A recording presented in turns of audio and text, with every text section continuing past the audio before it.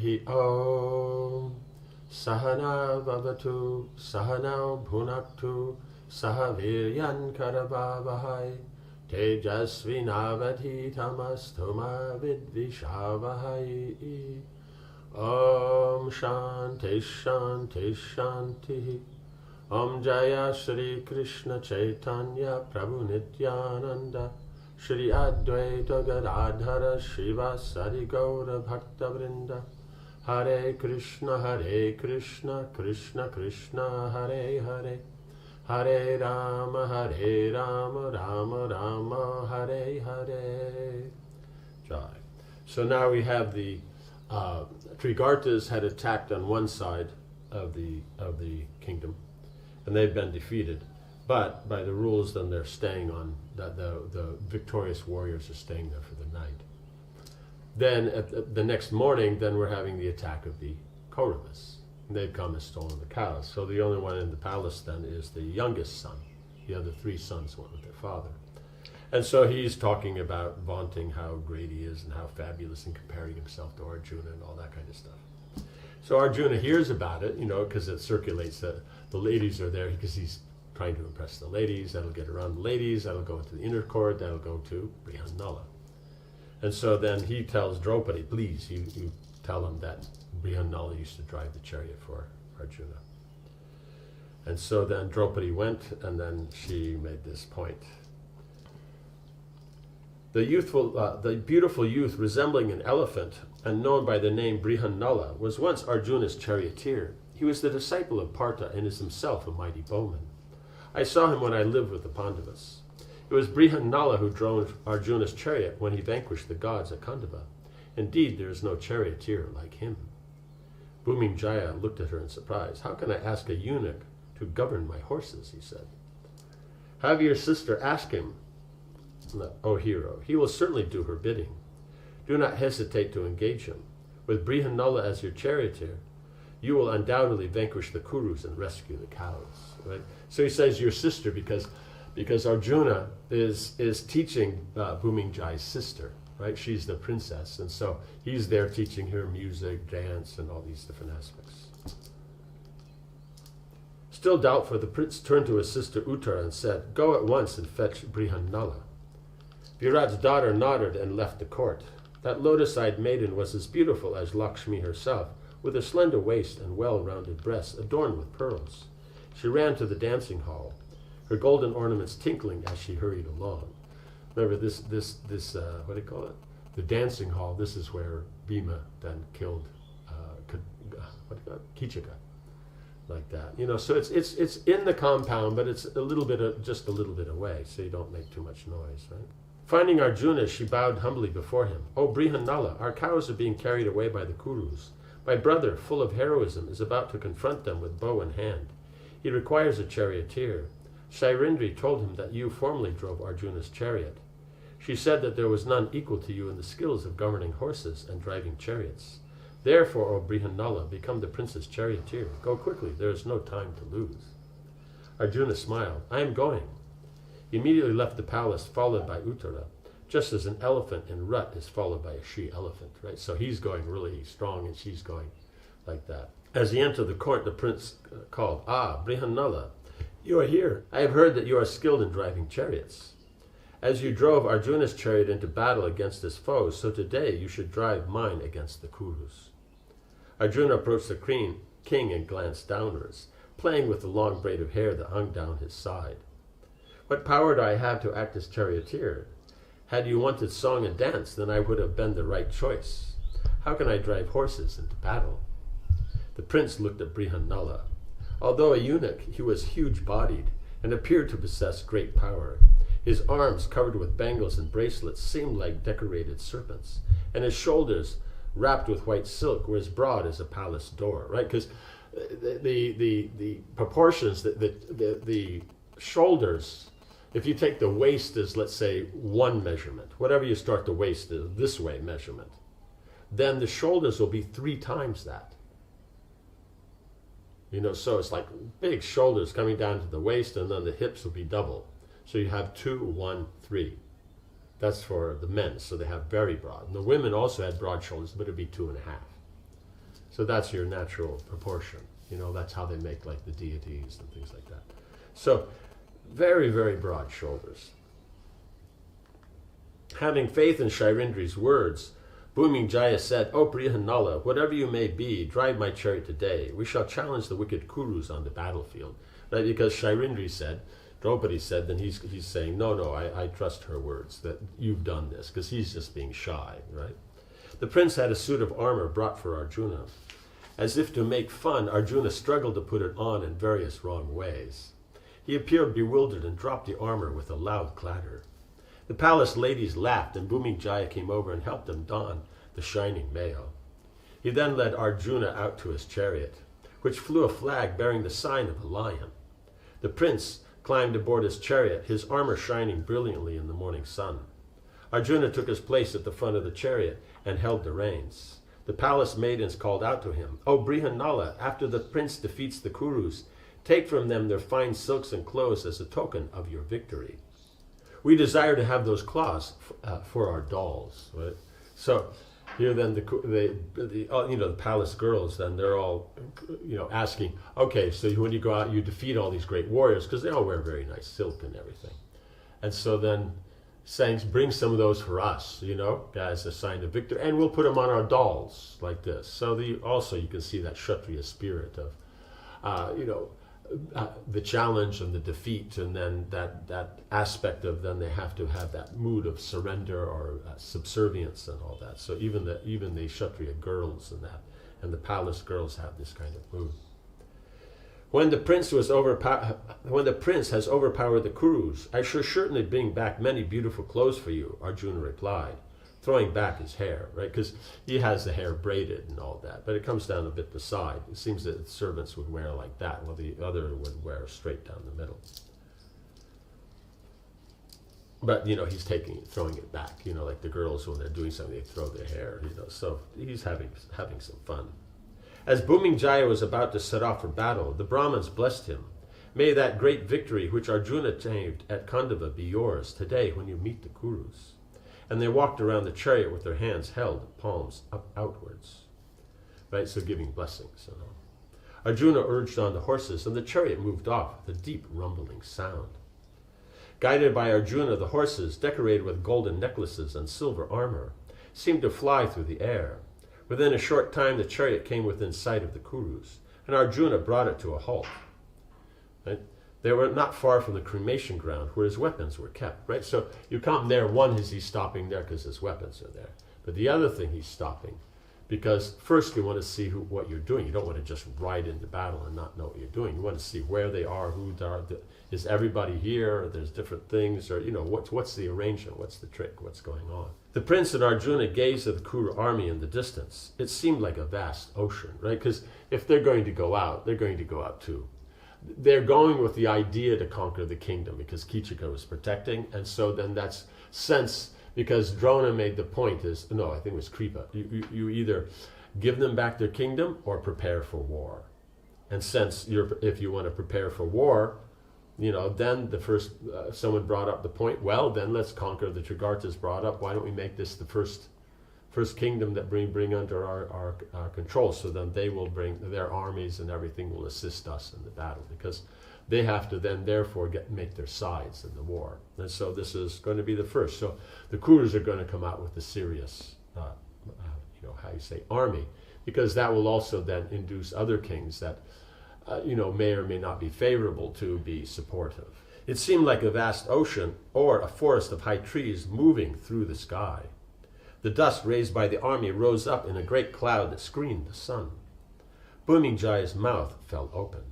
He had never seen such a huge army. His hair stood on end, and he dropped his bow. "How can I fight such an enemy?" he exclaimed, trembling. "Even the celestials could not face them. The Kuru army has in their midst heroes like Drona, Bhishma, Karna, Kripa, Ashwatthama, and the heroic King Duryodhana. Simply seeing them from a distance, I have become terrified." Because he's been trained, so he's probably quite good, as the prince. Then, but it'll be with the teacher and a few people, and maybe they've seen, because they'll have seen the battles and that with Kichika and others have come. But they're small kingdoms, like the Trigartas. It'll be a smaller army. It'll be big, but it's not like the Kuru's army. They're the emperors of the world, so they'll have the biggest army. So he's used to much smaller engagements, much smaller, not having such great, powerful heroes on the battlefield. And so then he would think it's more equal. But with this, the size of it, and then what personalities are there, he just knows, I can't stand up to them. Right? Wailing loudly, the prince ordered Arjuna to return to the city. It is not wise to confront this army. My father has gone out with the army, and I am alone.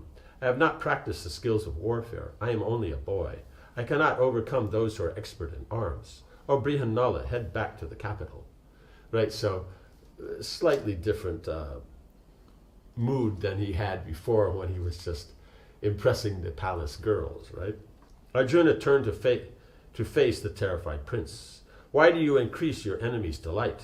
O prince, you have become pale with fear before you have even begun to fight.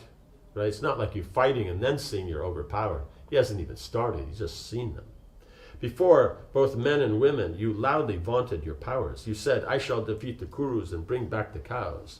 Those were brave words, O mighty armed hero. How can you now return unsuccessful? Right? Means he's lauding that he had brave words, and he's making the point, you said that. Now as a Kshatriya, you should go do it, or at least attempt. Even if you died in the battle or something like that, but at least you made the attempt. No one can complain that, because what we'll say, he goes out alone against the whole Kuru army, and then, like he said, Drona, Bhishma, Karna, Kripa, Ashwatthama, and Duryodhana. So 1, 2, 3, 4, 5, 6 Maharatis, like that. And if he gets defeated, no one will blame.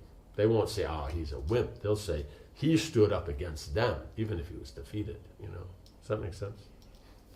So he would go down glorious. Everyone will deride you. As for myself, eulogized by Surindri and commanded by you, I have come here to defeat the Kurus. I will not return without achieving that goal.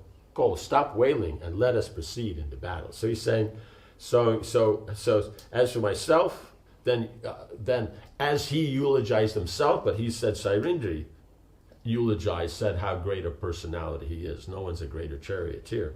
And you've commanded as the king, so I have to take this, I have to be successful. Bhumingajai stood shaking in the chariot. Let the Kurus take our wealth as they please. Let men and women laugh at me. Let the cows go anywhere. Let the city be desolate.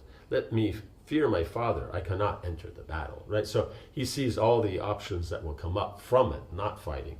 And his point is his fear now is so great, he can't deal with it. Though at the time, if he didn't, that would bother him afterwards. But in the moment, the emotions he's saying. The prince jumped down from his chariot and began to run back towards the city, because he said, take us back. And then he said, he's telling him to stand and fight. Arjuna called out to him, a brave Kshatriya never flees the battlefield. Better to die in battle than to run in fear. Bhumijai did not listen. With his long sword swinging from his side to side as he ran, he did not even look back. Arjuna sprang from the chariot and ran after him. Having seen the chariots approach, the Kurus had moved towards them. They saw the prince running in fear and an unusual figure pursuing him, his long braid and the white silk streaming in the breeze, right? Because it's a eunuch, so they can tell it's basically dressed like some kind of, some kind of woman, but at the same time is a very big figure. So it doesn't quite match. They can't quite figure out what's going on. The Kuru soldiers laughed and said to one another, who is this person who appears to be a eunuch? He is like fire concealed by ashes. Although assuming the form of a neuter, he has the body of an elephant. Indeed, he resembles Arjuna with the same head, the same neck, and the same mace-like arms. His movements also resemble those of the Pandavas, right? Because they'll have their attitude and how they walk and they move and everything. So you can tell. Just like from a distance, you can tell who someone is by how they move, and even though you can't actually see the features. The Kurus gazed at Brihanala as he raced after the prince. Clearly, he was no eunuch, right? Because otherwise, the eunuch would have been running and the prince would have been chasing. Surely it was Arjuna in disguise. Who else would have dared to face the Kuru army alone, right? So the prince has come out. He's ready to go. But Arjuna, he's ready to face the whole army alone. He's not worried about anybody else. Obviously, the Matsya prince had ventured to fight simply out of childishness. It seemed that Arjuna was trying to stop him from fleeing. The Kuru warriors watched the scene, not quite certain if they were seeing Arjuna or not. So they're out there and they kind of move there and then to watch. Okay, what's going on here, right? Catching Bhumijaya, Arjuna seized him. The prince cried out, "Let me go! O Brihanala, turn back the chariot. Only one who lives can secure prosperity and happiness." Now he's looking at that side. Only if you're alive can you secure prosperity and happiness, like that. And so that's his point there. But at the same time, as Arjuna's point, it's a Kshatriya. You die in battle, you go to the heavenly planets. You don't have to do anything else. So you don't get secure prosperity and happiness here. You gain it there. When we get back, I will give you 100 coins of pure gold, 8 brilliant Vaidurya gems, an excellent car driven by the best horses, and 10 infuriated elephants if you release me. Right? Trying to, say, if you're alive, I'm alive, hey, then, it'll work out. Arjuna said nothing. He dragged the prince back to the chariot. He then said, "If you do not like to fight, let us swap places. You govern the horses, I will fight the enemy. Protected by my arms, you may fearlessly enter into the midst of the dreadful Kuru host. Why are you distraught, O hero? You are the foremost of Kshatriyas and a great prince. Together we will overpower the Kurus and release the cows. Take the reins and we will proceed into battle." Bhumijaya was still terrified, but he became encouraged by Arjuna's confidence. He sat on the chariot and took the reins. Arjuna directed him to guide the chariot towards the Sami tree by the crematorium. He wanted to retrieve his Gandiva bow before facing the Kurus, right? Because with that bow, it can handle any weapon, because he has all the celestial weapons. And so ordinary bows can't handle that. And so only the Gandiva can handle everybody's. Everybody else has bows that have a few celestial weapons. He has all of them. As the chariot moved off with Arjuna now in the back, the Kurus spoke together. All of them suspected that the so-called eunuch was actually Arjuna. Within the hearing of Duryodhana, Bhishma, and Karna, Drona said, "I perceive numerous ill omens. Violent winds whip up around us, throwing dust and gravel over our troops. The sky is shrouded with darkness, and huge black clouds are forming overhead. Our celestial weapons seem to jump from their cases, and our horses shed tears. Jackals yell hideously nearby. All these signs indicate a calamity," right? So they're coming there, everything's good. They come out with Brihanala driving and Bhumijaya, then as the warrior, all the signs are fine. But when they say switch places, and Arjuna's decided he's going to fight them himself personally, because he would drive the chariot, give him some advice, try to bring him into the best possible positions to fight with the enemy. All that he would have done. And so probably the signs may not have been there. But when Arjuna makes the decision, he's going to fight. Then now they see all the inauspicious signs, because Arjuna himself alone can defeat that whole army. Expect a great slaughter and guard the cows well. This great bowman, in the guise of a eunuch, is undoubtedly Partha. O heroic men, surely this man dressed as a woman is Kiriti,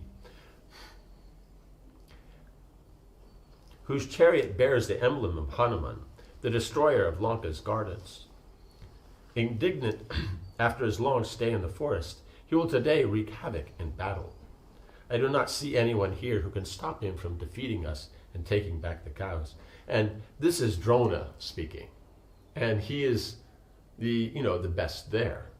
And he's anybody else who's there except for Bhishma, like that, basically he's trained. Or he's trained those who've trained them. And so when he makes this point, because they're here, they've just come to catch the cows and just to take over. So they don't have necessarily a strong mood. But Arjuna, 13 years, right? So that's going to create trouble for them. So he sees that mood, we don't stand a chance. As Drona spoke, Karna became angry, right? Karna always becomes. Why do you always make light of us and praise Arjuna? It's kind of like one Arjuna against the Gandharvas, defeated them. All of them, except for, Drona and Bhishma, against the Gandharvas together with their men were defeated.